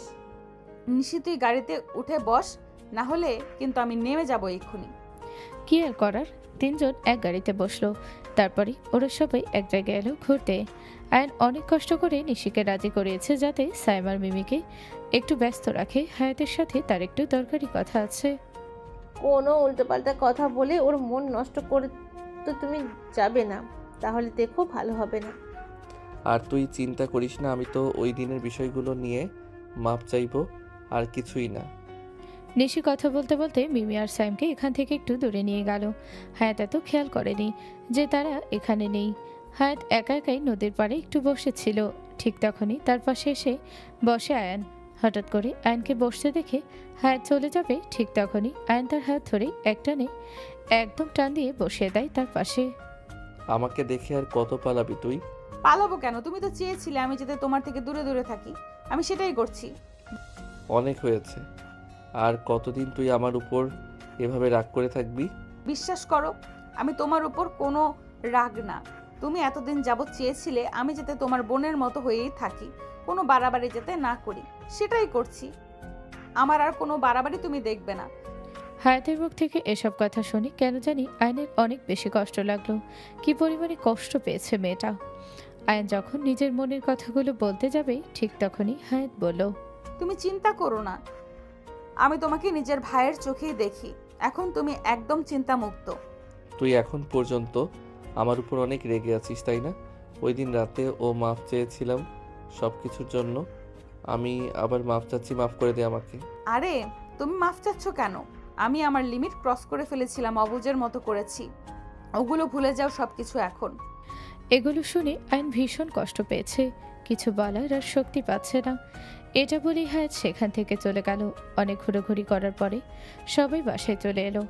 আয়ন কি করবে বুঝতে পারছে না, সবকিছুই তার এখন বিরক্ত লাগে। হায়াতের এড়িয়ে চলা তার কাছে সব থেকে বিরক্তিকর। তুই আমাকে আগে বলিসনি কেন? আয়ান ভাইয়া সবাইকে ঘুরতে নিয়ে যাওয়ার কথা বলেছে। আমি যদি আগেই বলে যেতাম তাহলে তো তুই আর আমাদের সাথে যাইতি না। যাই হোক, সবাই মিলে অনেক দিন পরে ঘুরলাম, ভালোই লেগেছে।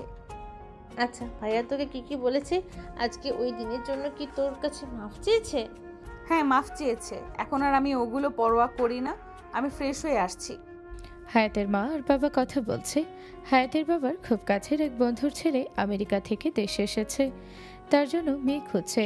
হায়াতের বাবার বন্ধু হায়াতের বাবাকে বলেছে হায়াতকে তারা একবার দেখতে আসতে চায় তাদের ছেলেকে নিয়ে। এটাই হায়াতের বাবা হায়াতের মাকে বলছে।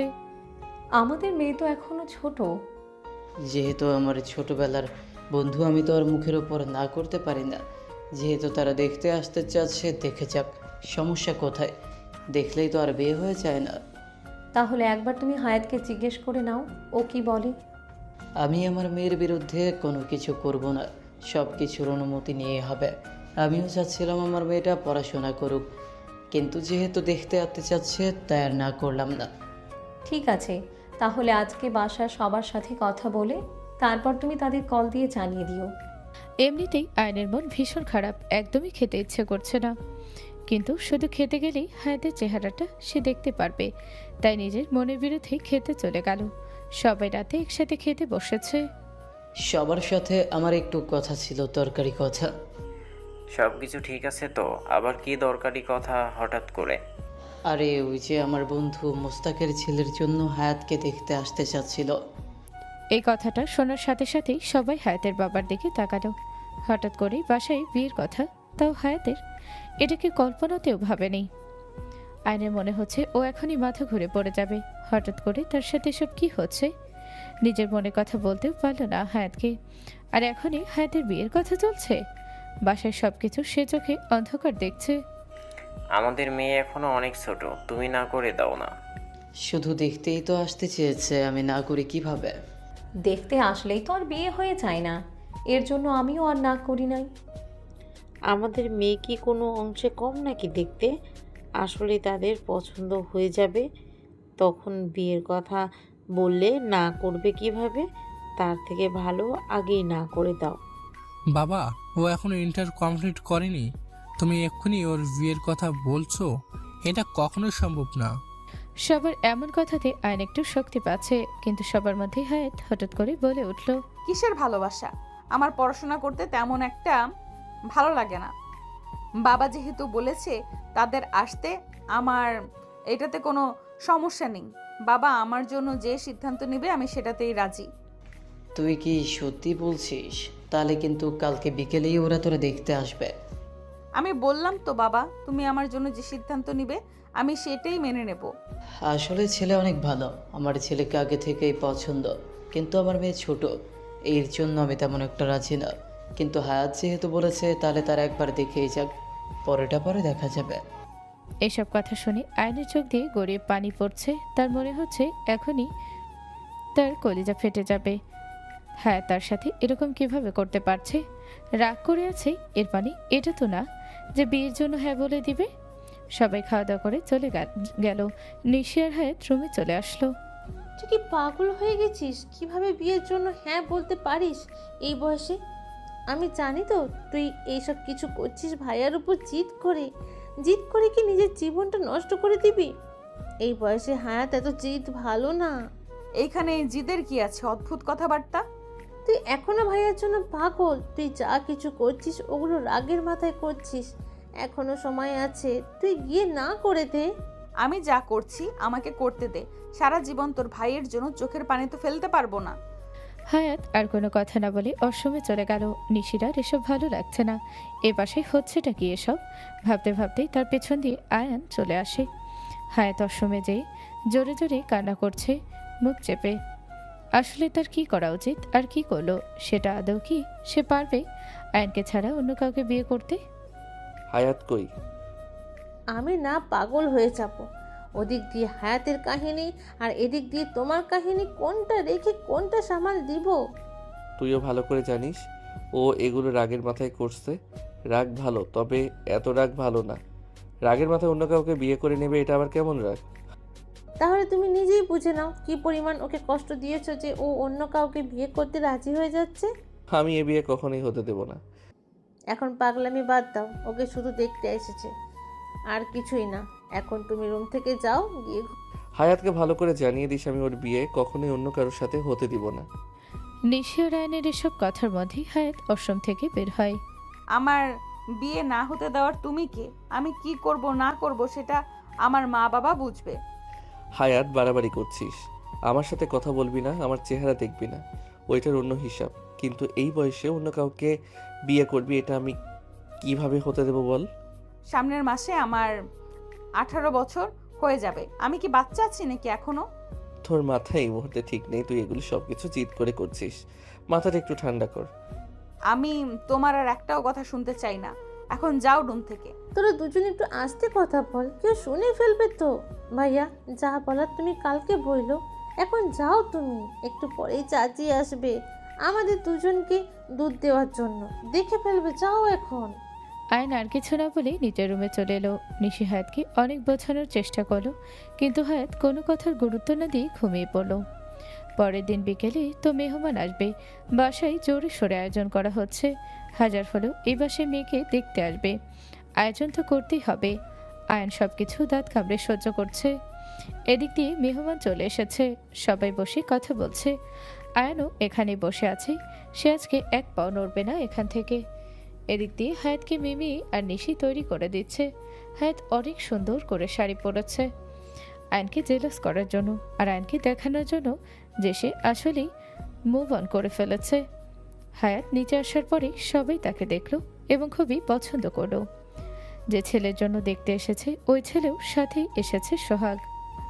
বন্ধু, আমাদের মেয়ে খুব পছন্দ হয়েছে। তোরা যদি রাজি থাকিস তাহলে আমরা আজকেই আংটি পরিয়ে রেখে যেতে চাই। মেয়ে তো একদম চাঁদের টুকরো। হায়াত তো আয়নকে জেলাস করানোর জন্য এমনই বিয়ের জন্য রাজি হয়েছে, কিন্তু ভাবতে পারিনি বিয়ে ঠিক হয়ে যাবে। আমাদেরও ভালো লেগেছে ছেলেকে। তাহলে আংটি আজকে পরিয়ে রেখো, পরে না হয় আমার মেয়ের পরীক্ষার পরে বিয়ের কথা বলবো। বাসার সবাই অনেক ভালো লেগেছে সোহাগকে, কিন্তু আয়ন কোনোভাবেই এগুলো সহ্য করতে পারছে না। বিয়ের কথা আগাচ্ছে সেই মুহূর্তে বিয়ে ভাঙতে চাচ্ছে, কিন্তু কিছু একটা বলতে যাবে নিশি এসব পরিস্থিতি দেখে বুঝে গিয়েছে নিজেদের মান সম্মান যাতে না যায়, তাই সে আয়নকে কোনোভাবে টেনে আয়নের রুমে নিয়ে আসলো। মেহমানের সামনে এখনই তুমি কিছু একটা বলে দিতে, তাই না? তোমার সমস্যাটা কোথায় ভাইয়া? তুমি কি পাগল হয়ে গিয়েছো? হ্যাঁ, সব কিছু আমাকে পাগল বানিয়ে দিচ্ছে। আমি পাগল হয়ে গিয়েছি। আমাকে এই বিয়ে আটকাতে দে, আমি হায়াতকে হারাতে পারবো না এভাবে। ছেলে এবং ছেলের ফ্যামিলি খুবই ভালো, তুমি যেহেতু হায়াতকে পছন্দ করো না, তাহলে ওর বিয়েটা হতে দাও, এটাতে তুমিও বেঁচে যাবে হায়াতের পিছু থেকে। আমি হায়াতকে ভালোবেসে ফেলেছি, আমি ওকে ছাড়া কিছুই বুঝতে পারছি না। নিশি, আমি পাগল হয়ে যাব। বোন আমার প্লিজ এই বিয়ে থামা, প্লিজ থামা, না হলে আমি মরে যাব। আমার নিঃশ্বাস বের হয়ে আসছে। এতগুলো মেহমানের সামনে আয়নের মা খেয়াল করেছিল আয়নের চেহারাটা কেমন মলিন লাগছিল, মনে হচ্ছিল আয়ন কান্নাই করে দিবে। আয়নের মা একটু চিন্তিত ছিল তার ছেলের হঠাৎ করে কি হলো। যখন নিশি আয়নকে টেনে নিয়ে আসছিল তার পিছে পিছে আয়নের মাও আসছিল, আর এসেই আয়ন আর নিশির কথাগুলো শুনে ফেলে। শুনে তার মাথায় তো একদম আকাশ ভেঙে পড়ে। তোর মাথা ঠিক আছে তো আয়ান? এগুলো তুই কি বলছিস? ভাইয়ার ভাবি জানলে কিভাবে তোকে? হায়াত তোর বোন হয়, এটা কি তুই ভুলে গিয়েছিস? তুই মুখ দিয়ে আনলে কিভাবে এটা? আয়ন নিজের মাকে দেখে আর নিজের আবেগ কন্ট্রোল করতে পারল না, তার মাকে গিয়ে জড়িয়ে ধরল আর হাউমাউ করে কান্না করতে শুরু করে দিল। আয়নের মা কখনো কল্পনাও করতে পারেনি নিজের ছেলেকে এই অবস্থায় দেখবে। নিশিয়ে আর আয়নের মা আয়নকে সান্ত্বনা দিচ্ছে, কিন্তু কারো কোনো কথাতেই আয়নের কিছুই হচ্ছে না। তোর এই অবস্থা দেখে আমি নিজেকে নিজে কিভাবে সামলাবো বল? তোর এই কষ্ট আমার কোনোভাবে সহ্য হচ্ছে না। তুই ওকে পছন্দ করিস, ও এই কথাটা আমাকে আগে বললেও পারতি। আমি ভাইয়া ভাবির সাথে একবার কথা বলে দেখতাম, কিন্তু নিচে একটু আগেই ওর বিয়ে ফাইনাল হয়ে গিয়েছে। এই মুহূর্তে আমি ভাইয়ার ভাবিকে কিছুই বলতে পারবো না, আমাদের সম্পর্ক নষ্ট হয়ে যাবে। ভাইয়া, নিজেকে একটু শান্ত কর, আমি নিজে হায়াতের সাথে কথা বলবো, ও চাচ্চুকে না করে দেবে। মা, তুমি কিছু একটা করো, আমি হায়াতকে না পেলে মরেই যাব। দেখো আমার অবস্থা কি হয়েছে, আমি সবকিছু অন্ধকার দেখছি। আয়নেরও পাগলামি করা শুরু করে দিল। নিশি আর আয়নের মা তাকে কন্ট্রোল করতে পারছে না। আয়ন নিজের হাত অনেকগুলো দেওয়ালে ঘষি দিল, ইতিমধ্যেই তার হাত দিয়ে অনেক রক্ত পড়ছে। নিজের ছেলের এই অবস্থা দেখে আয়নের মাও অবস্থা খারাপ হয়ে যাচ্ছে। নিশি কি করবে ভেবে পাচ্ছে না। এদিক দিয়ে হায়াত নিজের রুমে চলে এসেছে, দরজা লাগিয়ে এদিক ওদিক হাঁটাহাঁটি করছে, প্যানিক হয়ে গিয়েছে। এটা কি হলো? আয়নকে কষ্ট দিতে গিয়ে জিদের মাথায় সে রাজি হয়েছিল বিয়ের জন্য, কিন্তু সত্যি সত্যি বিয়ে ঠিক হয়ে যাবে এটা তো বুঝতে পারেনি। এখন কি হবে এসব ভাবছে হায়াত। সে কোনোভাবেই অন্য কারো হতে পারবে না, আবার আয়নও তাকে ভালোবাসে না। এখন কি করবে ও? কোনো দিশাই খুঁজে পাচ্ছে না। ড্রেসিং টেবিলের উপরে দেখে ফল রাখা আছে ফলের উপর একটা ছুরি। হায়াতের মাথা কাজ করছে না। ছুরিটা নিয়ে সে হাতের মধ্যে একটা পোজ দিয়ে বসে, সাথে সাথে তার হাত দিয়ে অনেক রক্ত পড়া শুরু করে দেয়। চোখে অন্ধকার দেখছে, একটু পরে অজ্ঞান হয়ে গেল। আয়নের মা আয়নের হাত ব্যান্ডেজ করে দিল। কোনোভাবে পানি খাইয়ে একটু শান্ত করলো তার মা। তার মা তাকে কথা দিল আজকে রাতেই ওর বাবার সাথে কথা বলবে এই বিষয়টা নিয়ে। আয়নের মা নিচে চলে এলো। এদিক দিয়ে নিশি নিজের রুমে গেল। অনেকক্ষণ দরজা টোকা দিচ্ছে, কিন্তু হায়াত দরজা খুলছে না। নিশি এক পর্যায়ে চিল্লাচিল্লি শুরু করে দিয়েছে। কি সমস্যা, দরজা খুলছে না কেন? নিশির এমন চিৎকার চেঁচামেচিতে আয়ন চলে আসে। কি সমস্যা, কি হয়েছে? এত চিৎকার চেঁচামেচি করছিস কেন? হায়াত দরজা খুলছে না, কখন থেকে ডাকাডাকি করছি। নিশির এরকম চিৎকার চেঁচামেচিতে নিচের সবাই চলে আসে। সবাই একটু ভয় পেয়ে যাচ্ছে। কি ব্যাপার, হায়াতের আবার কি হলো? দরজা খুলছে না কেন? হয়তো ও ওয়াশরুমে গিয়েছে, যেহেতু শাড়ি পরেছে, এগুলো চেঞ্জ করতে একটু সময় লাগে। এত তো চিন্তিত হওয়ার কিছু নেই। ওর রুম থেকে কোনো শব্দ আসছে না, আমার চিন্তা হচ্ছে। সরে দাঁড়াও তোমরা, আমি এখন দরজা ভেঙে ফেলবো। সায়েমকে আয়ন সরিয়ে দেয়। আয়ন নিচে দরজা ভাঙে। দরজা ভাঙার পর হায়াতকে এরকম রক্তাক্ত অবস্থায় দেখে সবাই অবাক। আয়ন তো আরও অবাক, এটা কি হলো? সবাই কান্নাকাটি শুরু করে দিল। আয়ন কোনো রকম হায়াতকে কোলে নিয়ে তাড়াতাড়ি গাড়িতে উঠে হসপিটালের উদ্দেশ্যে রওনা দিল। সবাই তার পিছে পিছেই গেল। হায়াতকে অপারেশন থিয়েটারে নেওয়া হয়েছে। হাত বেশি কেটে ফেলেছে, অনেক রক্ত গিয়েছে, এমার্জেন্সি ব্লাড লাগবে। সব কিছু অ্যারেঞ্জ হয়ে গিয়েছে। কি এমন হয়ে গিয়েছে যে আমার মেয়ে আত্মহত্যা করতে চেয়েছে? আমি বলেছিলাম বিয়ে নিয়ে এত তাড়াহুড়ো করার কিছু নেই। দেখলে তো কি হলো, আমার বোনটার কি অবস্থা দেখলে তোমরা? আমি যা করেছি সেটা তো হায়াতের অনুমতি নিয়েই করেছি, তাহলে হায়াতের এরকমটা কেন করলো? আমারই কখনো ওর অনুভূতি বুঝতে পারিনি। মেয়েটা কয়েকদিন যাবৎ চুপচাপ কথা বলে না, খায় না। আমরা কখনো জানার চেষ্টা পর্যন্ত করিনি যে ও এরকম কেন করছে, কি এমন হয়েছে। এসব কিছুর দায় আমি, সব কিছু আমার জন্য হয়েছে। সবাই এ কথাটা শুনে আয়নের দিকে তাকায়। এত এত ঝামেলার মধ্যে কেউ আয়নকে খেয়াল করেনি, কিন্তু এখন যখন সবাই তাকালো দেখলো আয়নের অবস্থা খারাপ। হাতে ব্যান্ডেজ করা, অঝরে কান্না করছে আয়ন। একদিক দিয়ে আয়নের এই অবস্থা, একদিক দিয়ে হায়াত অপারেশন থিয়েটারে। এই অবস্থায় সবাই চিন্তিত হয়ে গেল। কিরে অ্যান, কি হয়েছে তোর ভাই? তোর এই অবস্থা কেন? একটু রিল্যাক্স হও, পানি খাও। আমি জানি তুমি ওকে অনেক বেশি আদর করো, তাই বলে এভাবে ভেঙে পড়ো না, ও ঠিক হয়ে যাবে। মাফ করে দিও সবাই আমাকে। ওর কিছু হয়ে গেলে আমি নিজেকে কখনো মাফ করতে পারবো না। আমার ভালো লাগছে না, আমার দম বন্ধ হয়ে আসছে। হায়াতের কি অবস্থা বানিয়ে ফেলেছি আমি। আরে তুই সব কিছুর জন্য নিজেকে দায়ী করিস কেন? এসব কথার মাঝে ডাক্তার এসে জানিয়ে দিল হায়াত এখন ঠিক আছে। হায়াতকে বেডে শিফট করা হয়েছে, একজন একজন করে দেখা করতে পারবে। একটু পরেই জ্ঞান ফিরে হায়াতের সবাই হায়াতের সাথে দেখা করতে গিয়ে অনেকগুলো প্রশ্ন করলো তাকে, কিন্তু হায়াত কারো কোনো কথারই উত্তর দিতে পারেনি। হায়াতের এমন অবস্থার জন্য কেউ তাকে জোর করেনি। আমি তো তোকে কোনো কিছুর জন্য জোর করিনি বা তুই আমাকে না করতে পারতি। আমি কি বলেছি তোর বিয়ে করতেই হবে? আমাকে মাফ করে দাও বাবা। মাফ তুই কেন চাচ্ছিস? মাফ তো আমার চাওয়া উচিত। আমি মা হয়ে তোর অনুভূতি কখনো বুঝতে পারিনি। তুই এখনো ছোট, একটা বাচ্চা। হঠাৎ করে বিয়ের কথা শুনে তুই নার্ভাস হয়ে গিয়েছিস। আমাদের মেয়ে এখনও অনেক ছোট, তুমি না করে দাও নাই। এসব কথা বাসায় গিয়ে হবে। ওকে এখন একটু বিশ্রাম নিতে দাও তোমরা। সবাই বাহিরে গেল। সবাই এখন একটু চিন্তামুক্ত, তবুও সবার মাথায় অনেকগুলো প্রশ্ন ঘুরপাক খাচ্ছে। সবার বাহিরে, তাই আয়ন একটু সুযোগ বুঝে হায়াতের রুমে গেল। হায়াত চোখ বন্ধ করে শুয়ে আছে। আয়ন তার পাশে গিয়ে বসে তারপর হায়াতের মাথায় হাত বুলিয়ে দিল। কারো স্পর্শ পেয়ে হায়াত চোখ খুলল। এটা তুই কিভাবে করতে পারলি? তুই কি জানিস তোকে যখন আমি ওইভাবে দেখেছি তখন আমার কি অবস্থা হয়েছিল? আর একটু হলে আমি তোকে হারিয়ে ফেলতাম। হয়েছে, আমি মরে গেলে তো তুমি বেঁচে যেতে। হয়েছে, আর একবার ওইসব কথা মুখে আনবি না। তুই কি দেখতে পারছিস না আমার ভালোবাসা, আমার অনুভূতিগুলো? আমি কিভাবে তোর জন্য ছটফট করছি, এগুলো কি তোর চোখে পড়ছে না? আয়নের মুখে নিজের জন্য ভালোবাসার কথা শুনে হায়াত তো অবাক, কিন্তু হায়াত মনে করছে যে তার এই অবস্থা হয়েছে এর জন্য আয়ন তার উপর মায়া করে এগুলো বলছে। আমি এরকম একটা কাজ করেছি এর জন্য তোমার মায়া হচ্ছে, তাই না? এর জন্য বলছো ভালোবাসো? হায়াত, আমি সত্যিই তোকে ভীষণ ভালোবাসি। আর এটা আমি আমার মাকে জানিয়ে দিয়েছি। এবার নিজের রাগ একটু কমা, সবার সাথে কথা বলি আমি, আর তুই থেকে আমরা হয়ে যাই। আমি এখন এইসব বিষয়ে কথা বলতে চাচ্ছি না। হায়াতের অনেক পানি পিপাসা লেগেছে, তাই পানি খাওয়ার জন্য উঠতে যাবে, কিন্তু একা উঠতে পারছে না। তখন তাকে আয়ন সাহায্য করলো উঠে বসতে। হায়াত উঠে কোনো রকম একটু বসে দেখে আয়নের হাতে ব্যান্ডেজ করা। দেখে হায়াত চিন্তায় পড়ে যায়। কি ব্যাপার, আয়নের আবার কি হলো? কি ব্যাপার, তোমার হাতে কি হয়েছে? ব্যান্ডেজ করা কেন? আরে তেমন কিছুই না। তোমার যখন অনেক রাগ ওঠে তখন তুমি দেওয়ালে হাত ঘুষি দাও। তার মানে কি তুমি সত্যিই আমাকে ভালোবাসো? আমার যখন বিয়ে ঠিক হয়ে যাচ্ছিল তখনই তুমি এটা করেছো, তাই না? আয়নার নিজে কন্ট্রোল করতে পারে না, সাথে সাথে হায়াতকে জড়িয়ে ধরে তারপর কান্না করতে করতে বলে, আমি কোনোভাবেই তোকে হারাতে চাই না হায়াত। আমি যে তোকে ভীষণ ভালোবাসি। আর একটু হলে আমি তোকে হারিয়ে ফেলতাম।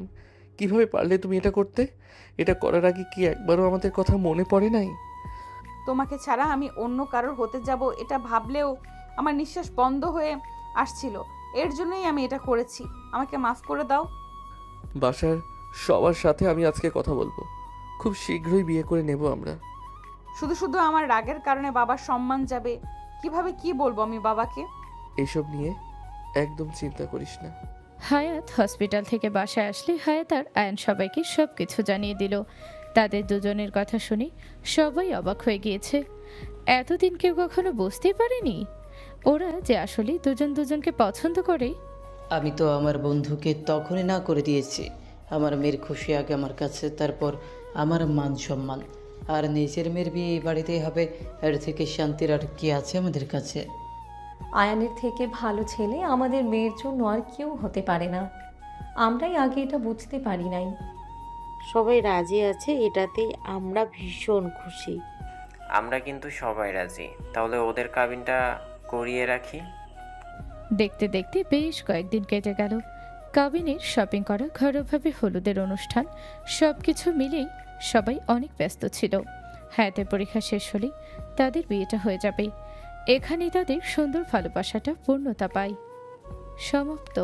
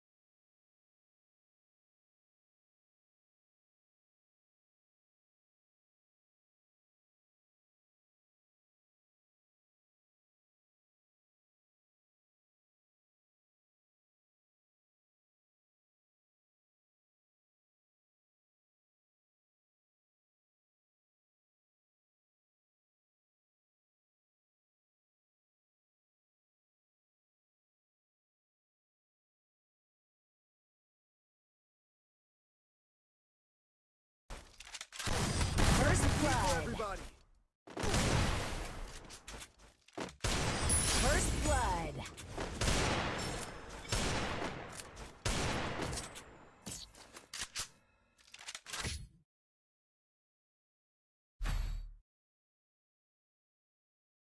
Restored EP for everybody.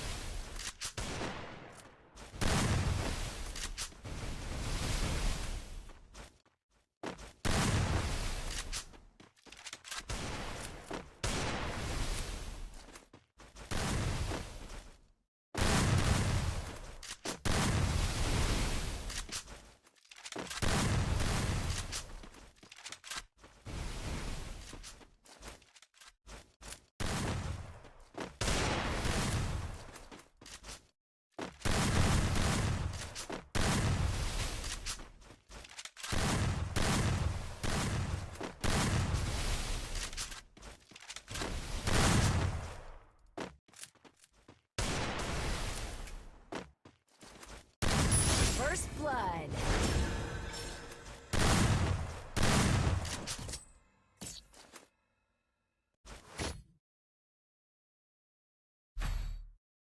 Restored EP for everybody.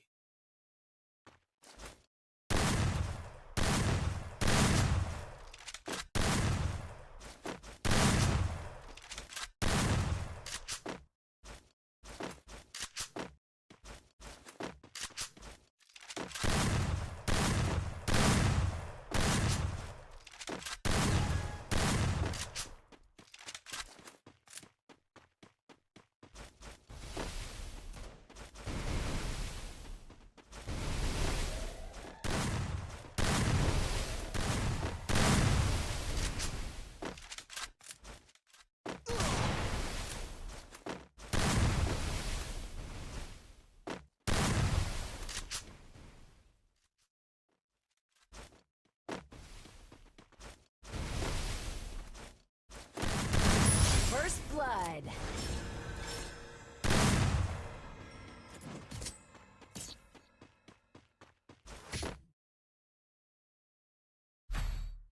Restored EP for everybody.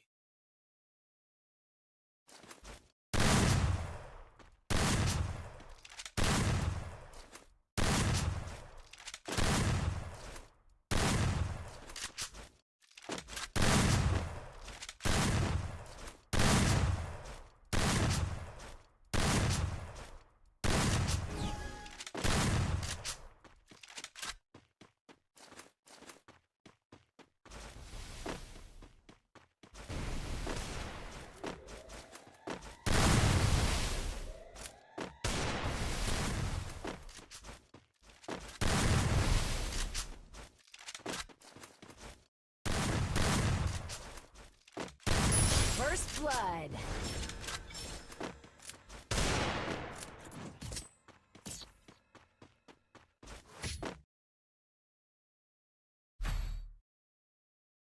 Restored EP for everybody.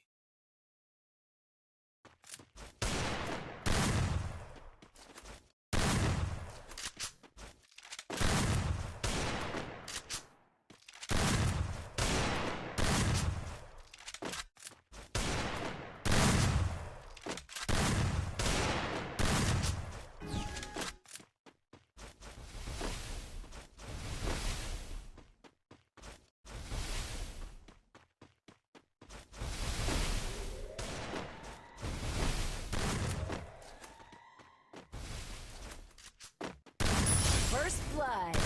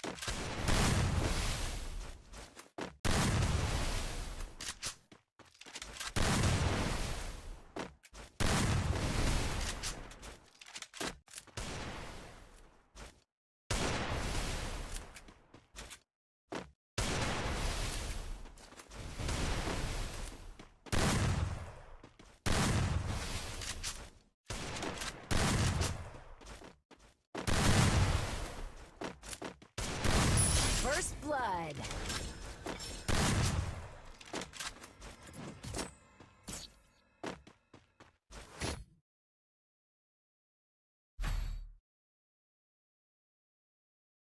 Restored EP for everybody.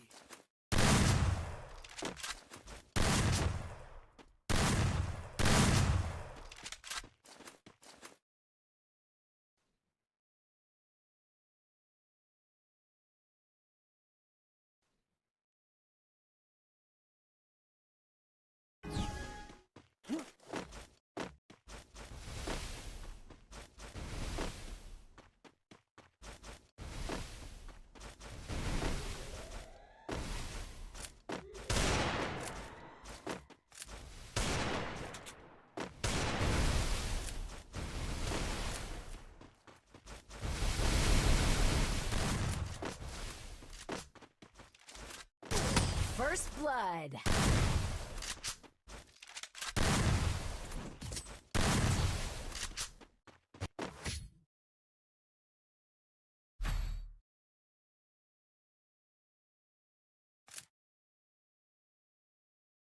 Restored EP for everybody.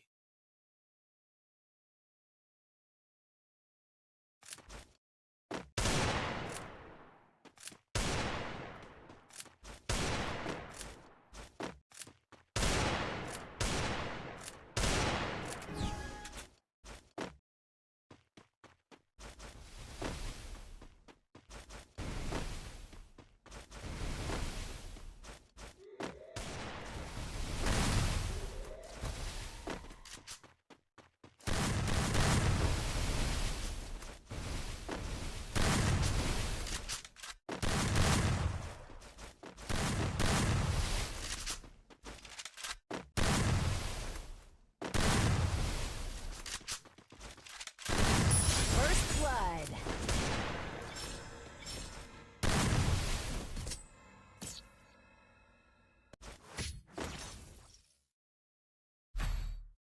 Restored EP for everybody.